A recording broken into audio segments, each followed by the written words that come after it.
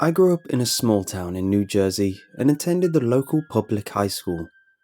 It was senior year, and my friend Jack was in charge of setting up chairs for an assembly later that day.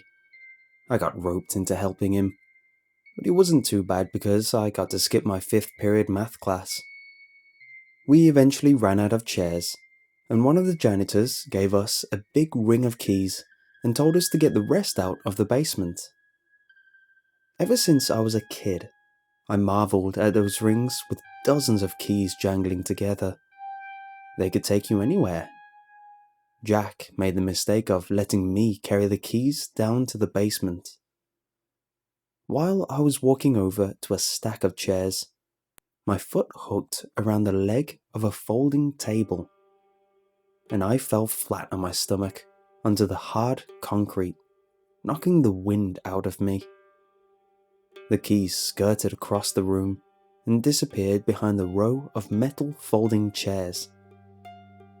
Damn, I groaned, bringing myself to my knees and hoping I would be able to breathe correctly again soon. You better find the keys, Jack warned from behind an armful of folding chairs. I'm going to take these upstairs. I'll be back in a minute. Turning on the flashlight on my phone, I crawled around on my hands and knees on the dirty floor. Nothing. With a heavy sigh, I began to move some of the chairs out of the way to search along the edge of the wall. The keys were nowhere to be found.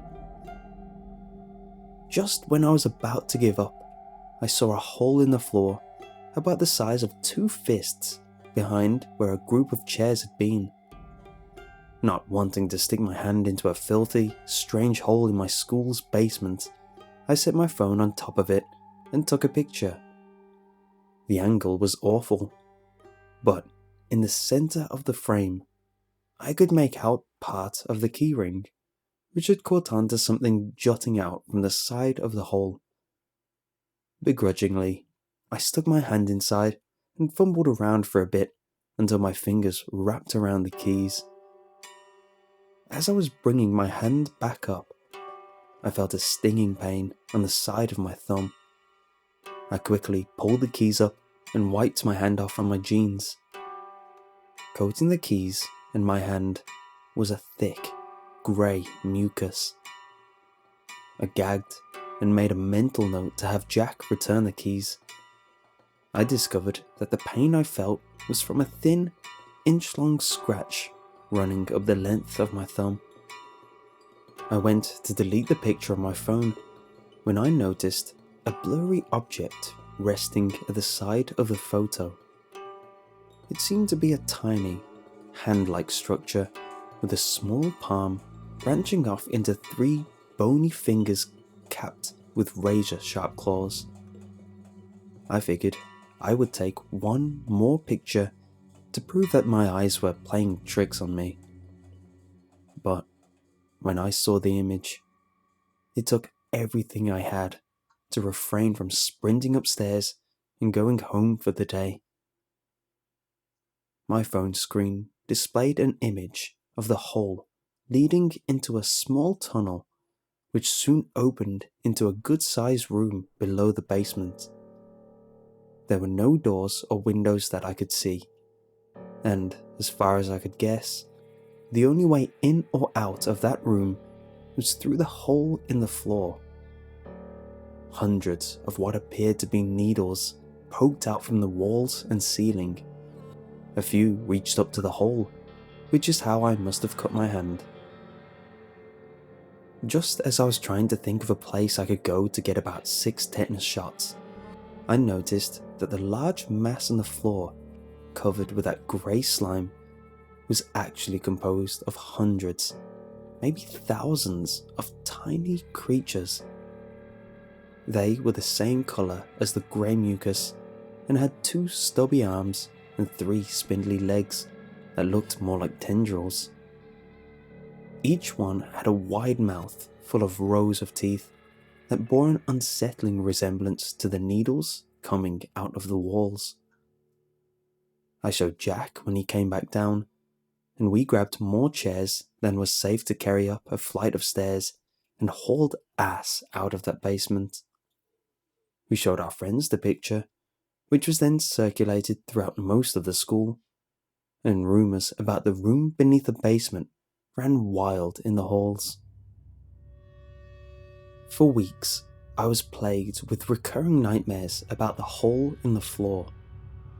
It was always the same. I would find myself in that room of the basement, having lost the keys. It played out almost exactly the same as it did in real life, except when I reached into the hole for the keyring, my hand was yanked inside. I was laying on the concrete, shoulder deep into the room beneath the basement, screaming as millions of needle teeth gnashed the flesh of my arms, ripping muscle and skin roughly from the bone. The nightmare was horrifying, but on the nights when it seemed the most real, I often awoke to find small needle marks on my body. I had this dream for months, and it was really starting to get to me. I began to see more holes in various places in the school. The needles in these reached almost to the mouth of the opening, and I didn't need to look inside to know that I would find another sea of those writhing monsters within. Graduation couldn't come fast enough.